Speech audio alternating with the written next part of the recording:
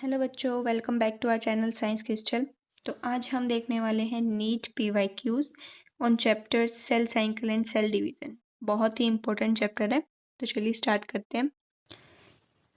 Question 1, the main function of spindle fibre during mitosis. Mitosis के दौरान spindle fibre का function क्या होता है? जैसे हमें पता है कि क्रोमोसोम्स होते हैं, वो मेटाफेज में कुछ इस तरह से होते हैं, ठीक है। इनके ऊपर यहाँ होते हैं काइनेटोकोर्स, जहाँ स्पिंडल फाइबर आके अटैच होते हैं और यहाँ से क्रोमोसोम्स सेपरेट आउट हो जाते हैं। तो हमारे पास स्पिंडल फाइबर का फंक्शन क्या आ गया? To separate out chromosomes, option C. बाकी ऑप्शंस भी देख लेते हैं। टू रिपेयर डैमेज डीएनए, नहीं। To regulate the cell growth, no. To synthesise the new DNA, ये भी गलत है। तो हमारा करेक्ट ऑप्शन हो गया option C. Question 2, spindle fibers attach to kinetochores of chromosome during। Spindle fibre जो होते हैं वो काइनेटोकोर से कब अटैच होते हैं? मेटाफेज में। हमने देखा था अभी, मेटाफेज में क्रोमोसोम इस तरह से हो जाते हैं और यहाँ पे इनके काइनेटोकोर्स होते हैं, ठीक है। और यहाँ पे आके स्पिंडल फाइबर अटैच हो जाते हैं। तो कौन सी स्टेज में हुआ ये? मेटाफेज में, ठीक है। चलिए नेक्स्ट क्वेश्चन देखते हैं। Question 3, given below are two statements. Statement 1, chromosomes become gradually visible under light microscope during leptotene stage। Leptotene जो स्टेज होती है उसके दौरान हम जो क्रोमोसोम्स को देख सकते हैं, तो ये स्टेटमेंट बिल्कुल सही है।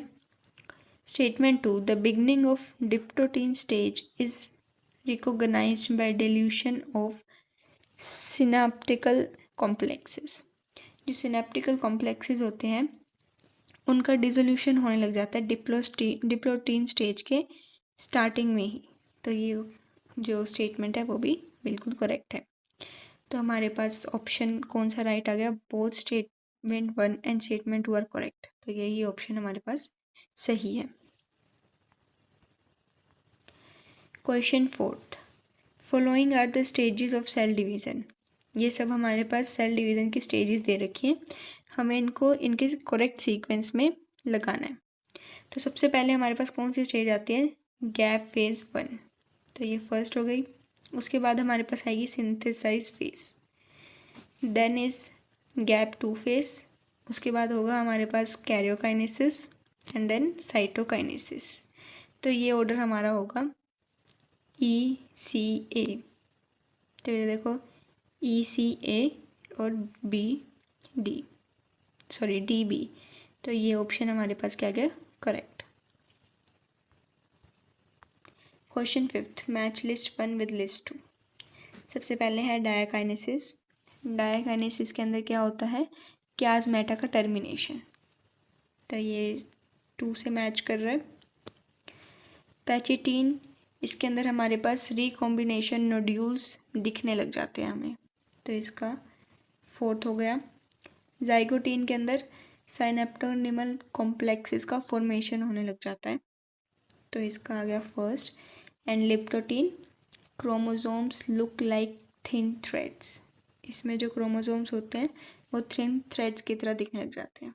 तो ये ऑप्शन हमारा किससे मैच कर रहा है? ए का 4th, नहीं। ए का 2nd, ये हो सकता है। ए का फर्स्ट नहीं आएगा। ए का 2nd, हाँ ये हो सकता है। और ए का 4th, तो ये गलत है। तो हमारे पास करेक्ट ऑप्शन क्या गया? Option C. Question 6, recombination between homologous chromosomes is completed by the end of. जो हमारे पास रिकॉम्बिनेशन होती है वो कौन सी स्टेज पे एंड हो जाती है? तो इसका करेक्ट ऑप्शन कौन सा है? पैचिटीन जो स्टेज है उधर ही रिकॉम्बिनेशन हमारी हो जाती है complete. Next question is question 7, which of the following stages of meiosis involve division of centromeres. Centromeres कौन सी स्टेज में डिवाइड होते हैं? सेंट्रोमियर्स क्या होते हैं? ये होता है एक सेंट्रोमियर, इसके साथ क्रोमेटिड्स अटैच होते हैं, ठीक है। तो ये बोल रहा है कि ऐसे कौन सी स्टेज है जिसमें ये सेंट्रोमियर डिवाइड हो जाते हैं, ठीक है। तो मेटाफेज 1, नहीं। Metaphase 2 no. एनाफेज 2, तो ये हमारे पास करेक्ट ऑप्शन है, क्योंकि एनाफेज 2 के अंदर ये जो क्रोमेटिड्स होते हैं ये सेपरेट आउट हो जाते हैं। तो इसे करेक्ट ऑप्शन हमारे पास आ गया ऑप्शन सी। अगर आपको इन क्वेश्चंस में कोई भी डाउट है तो आप कमेंट कर दीजिए, मैं आपको एक्सप्लेन कर दूंगी। अगर आपने अभी तक चैनल को सब्सक्राइब नहीं किया है तो फटाफट कर लीजिए। Like the session.